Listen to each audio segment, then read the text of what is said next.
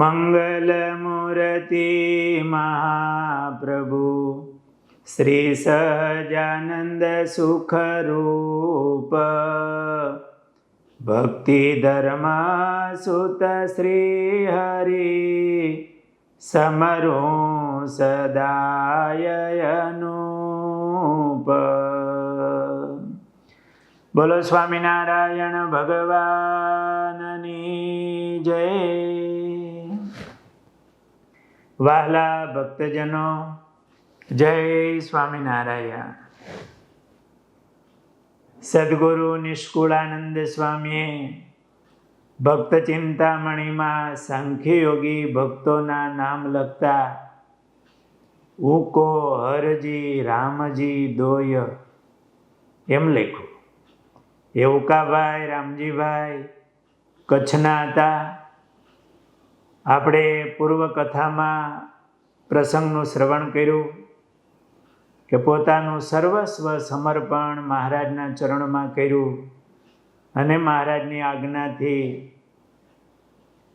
Able Khachar દાદા ખાચરની ખેતી ખેડવા માટે એણે કારભારું સંભાળ્યું. મહારાજના પાર્ષદ થયા. એ સેવા કરતા હતા વાડીની. મહારાજના દર્શન કરવા માટે દાદાના દરબારમાં આવ્યા. મહારાજ એ અક્ષર ઓરડીના પાછળના ભાગમાં જાંબુડાના વૃક્ષ નીચે બિરાજમાન હતા. એ વખતે જીવુબાઈએ એમની વાડી ખેડતા બે ભક્તો. એટલે જીવુબાઈએ આ ઉકા ભગત અને અરજી ભગત પાસે મહારાજની પૂજા કરાવી. સચ્ચિદાનંદ સ્વામીએ પ્રેમથી મહારાજની પૂજા કરી હતી. પછી એ પ્રમાણે જ આ બંને ભક્તોએ જીવુબાના કહેવાથી એમના વતી મહારાજની પૂજા કરી. એ વખતે જીવુબાનો થાળ હતો. મહારાજ થાળ જેમાં બધા પરમહંસો, બધા સાંખ્યયોગી ભક્તો, કર્મયોગી ભક્તો બધાને રસોઈ જીવુબાઈએ આપી હતી. બધાને મહારાજે જમાડ્યા અને મહારાજે પોતાના થાળની પ્રસાદી જેમની રસોઈ હોય એને મોકલવાની હોય. તો મહારાજે એ થાળની પ્રસાદી જીવુબાની વાડીનું ખેડ કરતા કારભારું કરતા બંને ભક્તો ઉકા ભગત અને હરજી ભગત એમને મહારાજે થાળની પ્રસાદી આપી અને એમની છાતીમાં મહારાજે ચરણારવિંદ આપ્યા અને એ ભક્તો ઉપર રાજી થયા. કારણ કે એમનું જીવન મહારાજ રાજી થાય એવું હતું. સાધુ થવા એવા હતા. કેટલું મોટું એમણે 3000 ચાંદીની કોરી મહારાજને અર્પણ કરી હતી. અને મહારાજે આજ્ઞા કરી, તમે વાડીની સેવા કરો. સિદ્ધ થવું હોય તો, સાધુ થવું હોય તો અમે સાધુ કરીએ. મહારાજ તમે કહો એમ કરવું છે. અને ભાવથી વાડીનું કામ કરતા. એટલે મહારાજ એમની ઉપર બહુ રાજી હતા. અને મહારાજ એમને છાતીમાં ચરણારવિંદ આપ્યા, ભેટા અને પોતાના થાળની પ્રસાદી પણ એ ભક્તોને આપી. આ બે ભક્તો વાડીમાં હળ હાંકવાનું ખેતીનું કામ કરે. એમાં એમને હાથી હાંકતા આમ ચાંસ હોય ને, ચામાં આમ તેજ મીંડું દેખાવા. તેજમાં અક્ષરધામ દેખાણું, સમાધિ થઈ ગઈ. અને સમાધિમાં દિવ્ય અક્ષરધામના દર્શન થયા.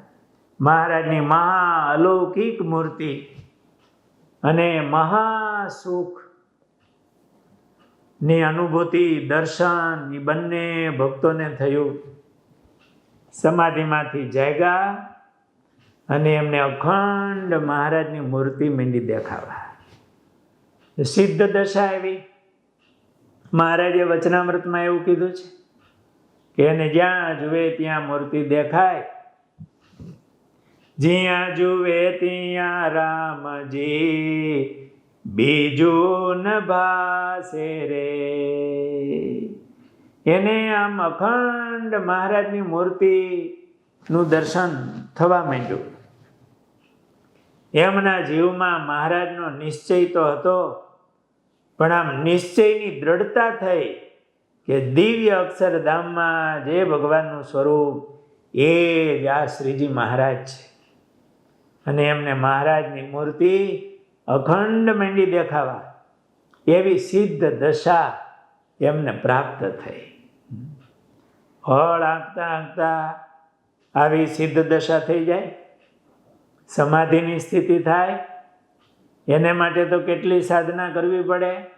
યમ, નિયમ, આસન, પ્રાણાયામ, પ્રત્યાહાર, ધારણા, ધ્યાન, પછી સમાધિ થાય. એ સહજ સમાધિ થઈ ગઈ.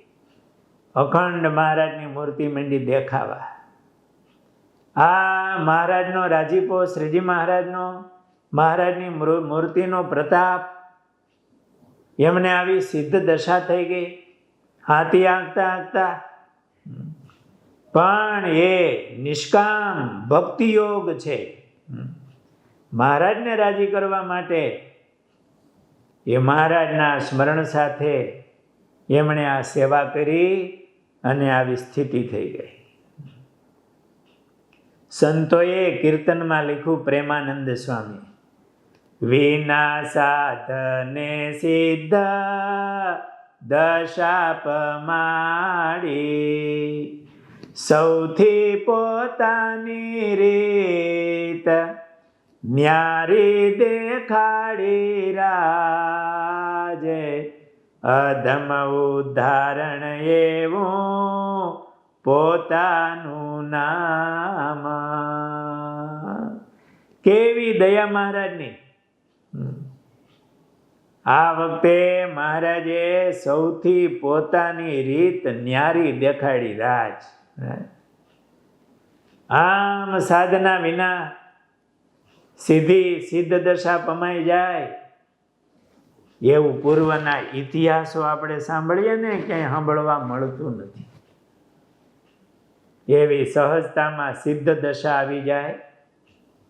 એ આ પુરુષોત્તમ નારાયણ સ્વામિનારાયણ ભગવાન, એમનો આ મોટો પ્રૌઢ પ્રતાપ છે.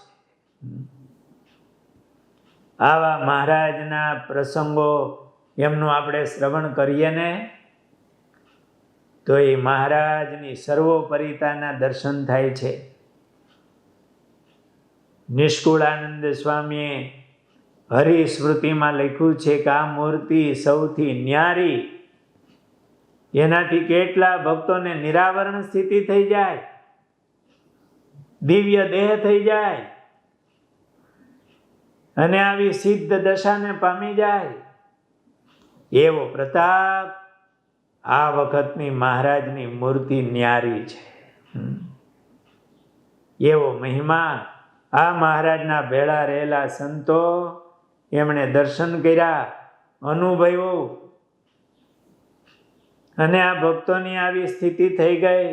આથી આંકતા આંકતા એમને આમ સમાધિ થઈ જાય અને અખંડ મહારાજની મૂર્તિ માંડી દેખાવા એવી સ્થિતિને પામી ગયા.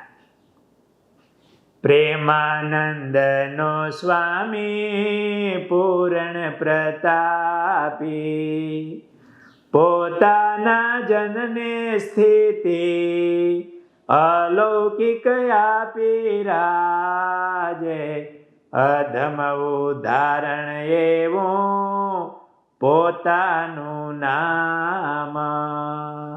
આ વખતે મહારાજ આ બ્રહ્માંડમાં પધાર્યા એ જીવોનું આત્યંતિક કલ્યાણ કરવા માટે છે, પોતાનો સંબંધ કરાવવા માટે છે.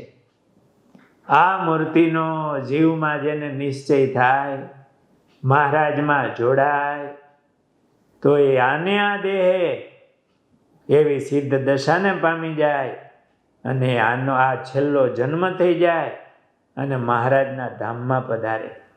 એવા સત્સંગમાં કેટલા પ્રસંગો છે. તો આ ઉકાભાઈ અરજીભાઈ એ મહારાજના ત્યાગી પાર્ષદો આ સેવા કરે અને સેવાથી મહારાજ કે તમારે સિદ્ધ થવું હોય તો અમે કહીએ એમ કરો. અને મહારાજની આજ્ઞાથી એમણે આ સેવા કરી. તો સેવા કરતા કરતા હાંકતા આવી સિદ્ધ દશાને પામી ગયા અને એવી ઊંચી સ્થિતિ એમને પ્રાપ્ત થઈ.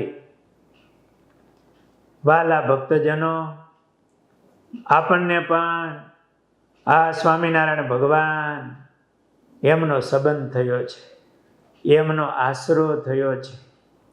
એ મહારાજમાં જોડાવું. આપણે જે કાંઈ કરીએ એ મહારાજને રાજી કરવા માટે કરવું. એક નિષ્કામ ભાવ કે મહારાજ મારી ઉપર રાજી થાય અને એમને રાજી કરવા માટે આપણી જીવન હોય, આપણી બધી ક્રિયાઓ હોય, એવો નિષ્કામ ભક્તિયોગ મહારાજનો કરીએ તો એ કરતા કરતા કારણ શરીર ટળી જાય અને એવી મોટી સ્થિતિ એમની પ્રાપ્ત થાય. એમને મહારાજ મળ્યા હતા એ મહારાજ આપણને મળ્યા છે. તો એ મહારાજનું ભજન, સ્મરણ, સેવા, મહિમા એ સાથે કરવી, એનાથી આવી સ્થિતિ થાય. આ બંને ભક્તો એવી સિદ્ધ દશાને પામ્યા. ત્યાર પછી મહારાજ એમને સાધુની દીક્ષા આપશે. એ પ્રસંગ આપણે આવતીકાલે લેશું. બોલો સ્વામિનારાયણ ભગવાનની જય.